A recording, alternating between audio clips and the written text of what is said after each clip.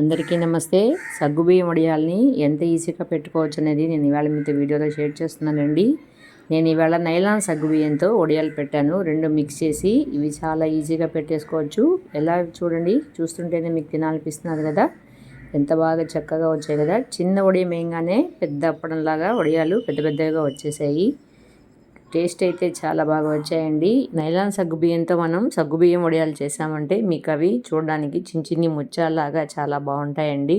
రుచి కూడా చాలా బాగుంటుంది. చేయడం కూడా చాలా ఈజీ. బిగినర్స్ కూడా నేను చెప్పిన పక్కా కొలతలతో చేశారంటే ఇదే ఈజీగా సగ్గుబియ్యం వడియాలు చేసేయచ్చు. Let's start. ఈరోజు నేను నైలాన్ సగ్గుబియ్యంతో వడియాలు పెడుతున్నాను. ఒక కప్పులో నైలాన్ సగ్గుబియ్యం, ఒకే ఒక గరిటెడు పెద్ద సగ్గుబియ్యం తీసుకొని ఒకరోజు నైట్ అంతా నానబెట్టాను. 2 కప్పులు నీళ్లు పోసి పక్క రోజు పొద్దున అదే కప్పుతో 6 కప్పుల నీళ్లు తెల్లబెట్టి మనం నానబెట్టిన సగ్గుబియ్యాన్ని మొత్తం దానిలో వేసి బాగా మిక్స్ చేసుకోవాలి. మందపాటి గిన్నెలోనే సగ్గుబియ్యాన్ని ఉడకబెట్టాలండి. అప్పుడే అడగంటకుండా కలిగి పెడుతూ ఉండాలి. ఇప్పుడు దీనికి నేను ఈవేళ దాదాపు అరకిలోకి ఒక 6-7 పచ్చిమిరపకాయలు తీసుకొని మిక్సీలో వేసి పేస్ట్ చేసి ఉడుకుతున్న సగ్గుబియ్యంలో వేసి బాగా మిక్స్ చేశాను. తర్వాత టేస్ట్ తగ్గ ఉప్పు వేసుకోవాలండి. ఉప్పు చాలా కొద్దిగానే వేసుకోండి, కావాలంటే మళ్ళీ వేసుకోవచ్చు. తర్వాత మంచి ఫ్లేవర్ కోసం కొద్దిగా నేను తెల్ల నువ్వులు, జీలకర్ర వేసానండి. ఇవైతే చాలా బాగుంటాయి.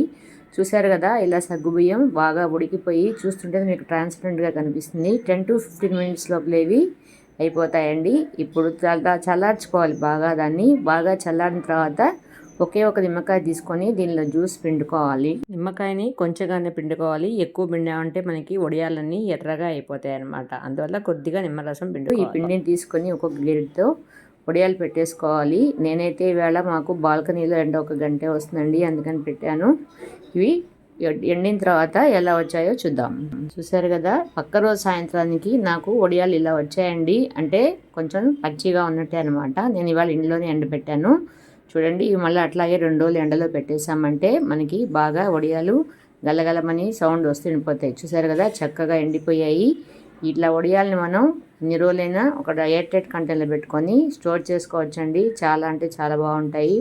దాదాపు 1 year దాకా కూడా ఇవి బాగుంటాయి అన్నమాట. వడియాలు ప్రొసీజర్ చాలా ఈజీగా చేసేయచ్చు.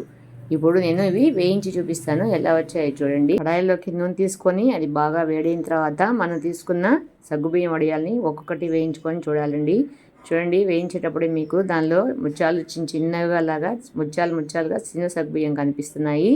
ఇంకా తెల్ల నువ్వులు కూడా మనకి చాలా బాగా కనిపిస్తున్నాయి. చూసారా, చిన్న వడియం వేసాను, మనకి పెద్దది అప్పడం లాగా పొంగి వచ్చింది కదా. ఇంతేనండి, ఈ వడియాలు చేయడం చాలా అంటే చాలా ఈజీ. ఆల్రెడీ నేను పెద్ద సగ్గుబియ్యంతో వడియాలు ఎలా పెట్టాలి అనేది మీకు వీడియో షేర్ చేస్తున్నాను. సో మరొక కొత్త వీడియోలో మళ్ళీ మిమ్మల్ని కలుస్తాను. మీరు కూడా తప్పకుండా ఒకసారి ట్రై చేసి మీ అమూల్యమైన ఫీడ్బ్యాక్ని నాకు కమెంట్స్ రూపంలో చెప్పండి. ఇంకొక కొత్త వీడియోలో మళ్ళీ మిమ్మల్ని కలుస్తాను. See you all, bye bye. First time కనుక మీరు మన ఛానల్ చూసినట్టయితే మర్చిపోకుండా సబ్స్క్రైబ్ చేసుకొని బెల్ బటన్ని మీరు ప్రెస్ చేయండి. తర్వాత మన ఛానల్ యొక్క నోటిఫికేషన్స్ అన్నీ మీకు త్వరలో వస్తుంటాయి. See you friends in next video. Take care. Bye bye.